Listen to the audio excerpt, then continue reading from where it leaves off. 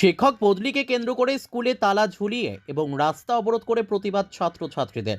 ঘটনা মেলাঘর কলম ক্ষেত পশ্চিমপাড়া নিম্ন বুনিয়াদী বিদ্যালয়ে।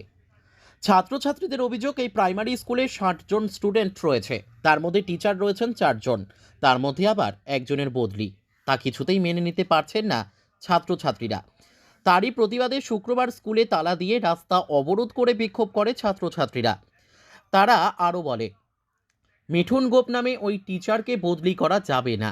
অন্যদিকে অবরোধের খবর পেয়ে বিদ্যালয় প্রাঙ্গণে ছুটে যায় মোহনভোগ ব্লক পঞ্চায়েত সমিতির ভাইস চেয়ারম্যান তথা ব্লক এডুকেশন স্ট্যান্ডিং কমিটির চেয়ারম্যান জিতেন্দ্র দাস।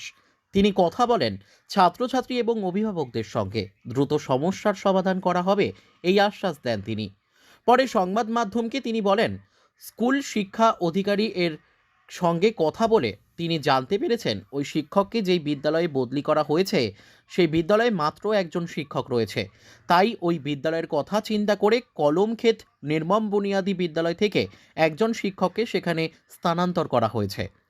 ব্লক এলাকা সকল বিদ্যালয়গুলির শিক্ষার সার্বিক মান উন্নয়নের জন্য চিন্তা করেই এর সিদ্ধান্ত নিতে হয়েছে শিক্ষা দপ্তরের দায়িত্বপ্রাপ্ত কর্তাকে। বন্ধ করছে আজকে আমরা স্কুলে সারাই এতজন জায়গা ম্যাম আইছে একটা এডো জায়গা চাই, আবার নতুন সারাইছে এডো জায়গা তাছে কই যেতেছে তারা বদলি লয়ে যাইতাছে অন্য স্কুলে যাইতাছে। ভালো ভালো স্যার ম্যাম যতটা সব জায়গা তাইলে শুয়ে গেছে জায়গা তারা সেই স্কুলে দেয় মিটার সে যাইতে পারে চলে যাইলে আমরা সবাই একবার বন্ধ করে দেব স্কুল একবার বন্ধ তালা মেরে দেব স্কুল একবার তালা মেরে দেব। স্যারের নাম কি? স্যার মিটন। Bureau report, news tele Bharat.